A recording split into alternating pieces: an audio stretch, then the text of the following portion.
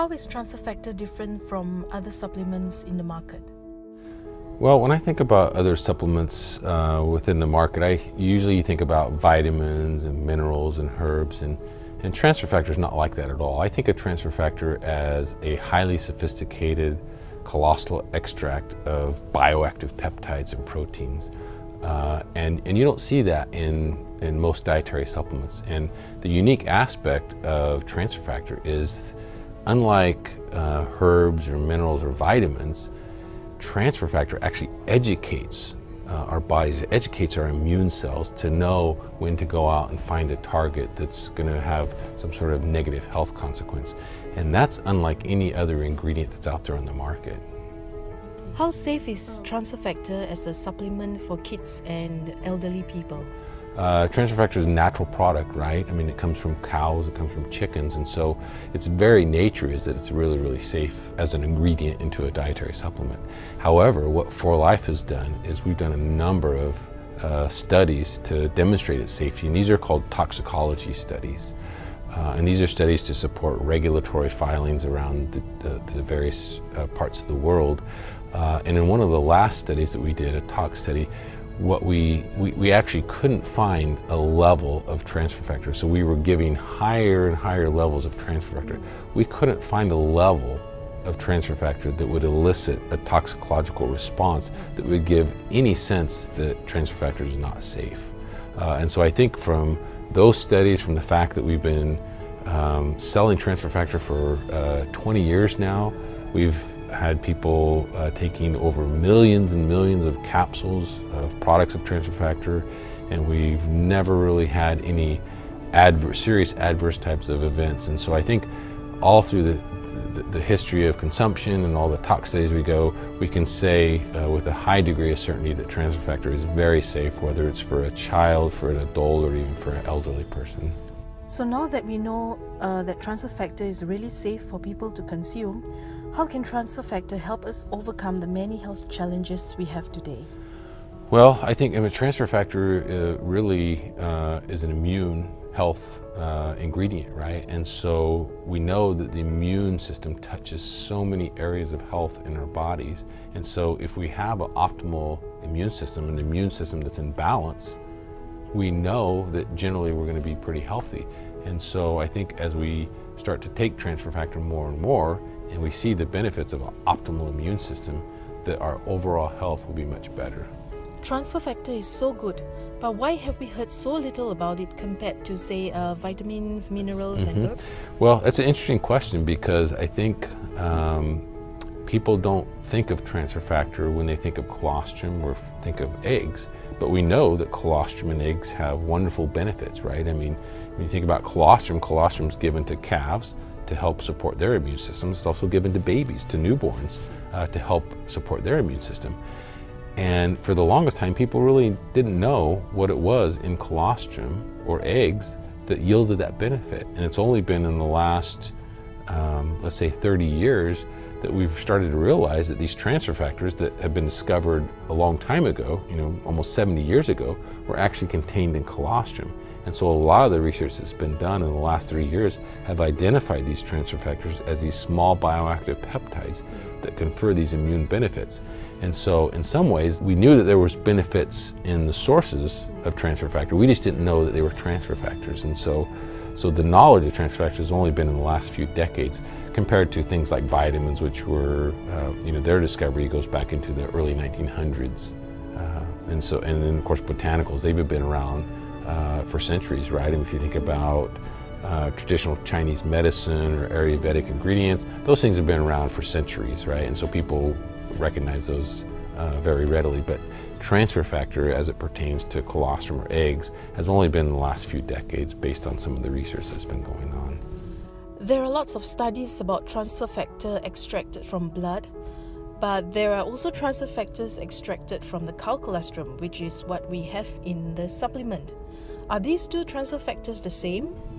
That's a great question, and it's one, as we've started to learn more and more about transfer factor and study the mechanism of action, we've actually looked at transfer factor that has been pulled out of blood or pulled out of dialyzed leukocyte extracts. These are the same transfer factors that Sherwood-Lawrence looked at.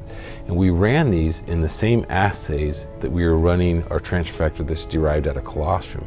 And it turns out that we get the same sort of response in all of our assays. So we have a natural killer cell assay that we measure an immune response. And when we look at Sherwood-Lawrence's transfer factor, which are derived out of dialyzed leukocytes, and we look at transfer factor that's derived out of cow colostrum, we see the same response. And so that really tells us that the immune response, whether it's coming from transfer factors out of blood or the immune response coming out of transfer factors out of colostrum or even egg, is the same. And so that gives us confidence, that gives us a surety that the same benefits that Sherwood-Lawrence saw in terms of transferring immunity from one person to another is the same benefits that we get when we take transfer factor from colostrum or from egg. And transfer factors that is injected into human beings and transfer factors that are consumed orally, the results are the same? They can be. It's a different delivery mechanism, and so the prevailing thought in terms of transfer factor that is being orally consumed is that we have in our gut, in our digestive tract, we have these things called parapatches. And parapatches are these ways for transfer factor to get brought from the stomach into the bloodstream. And once they're into the bloodstream, now they're acting as if transfer factors were being injected into our blood. And so there's different mechanisms for transfer factors to get where they need to be. And there's still a lot of work to be done in that respect, because obviously when you're taking peptides and proteins and you're ingesting them, there's a lot of things that are going on. But the prevailing thought is that these are being transmitted into the bloodstream through these parapatches. Where do you see transfer factor will be in the next, say, 10 to 20 years from now? Well, I think there's a lot of room for even more discovery. We have a lot of instrumentation now that we didn't have back 10, even 15 years ago. And what it's really allowing us to do is to look at transfer factor at the molecular level, right? And so when you think about back in the 30s and 40s when Dr. Sherwood-Lawrence first discovered transfer factors, no idea what they were. He just knew that they transferred immunity from one person to another, and they were contained in these dialyzed leukocyte extracts. Well, a lot has changed since then, right? We now know what they are. We now know that they are small bioactive peptides and proteins. And I think the next step in that characterization is understanding transfer factors at more of an amino acid level. And I think as we learn more and more about that and we're able to characterize them at that level, we will learn a lot more new benefits. We might actually even come out with new ingredients. We might have advancements in terms of transfer factor in the next 5 or 10 years. For the benefit of our viewers, what advice would you give them on how to keep their immune system happy? Well, they have to take transfer factor, right? I mean, that's the obvious one, right? And so that's always what I would recommend to people. But I think beyond that, we have to really look at fundamentally how our immune system works and how do we stay healthy, right? And so when I think about that, if I take out transfer factor, I think that we have to stay healthy by eating right? Having a healthy diet, right? Eating our fruits and vegetables and making sure we're getting all the vitamins and minerals that lead us to having an overall healthy state. Aside from that, I think we need to exercise. A lot of people in the United States don't exercise, and so we see issues in terms of obesity, and it's because a lot of times their diets are poor and they're not exercising. And so exercising is a huge component in terms of overall health as well as immune system. We know people who exercise more generally have healthier immune systems, and so exercise is a really key component as well. And then I would say probably the third component is getting adequate amounts of sleep. But if you're getting adequate sleep, that really helps your immune system. It helps provide you an optimal immune system along with these other components. And that's really hard nowadays because if you think about it, everybody has a cellular phone, right? And the cellular phone's by your bedside. If you can't sleep, you start looking at your cellular phone, and then that stimulates your brain, and then you're not able to sleep as well. And so as you decrease the amount of sleep, what happens is that depresses your immune system.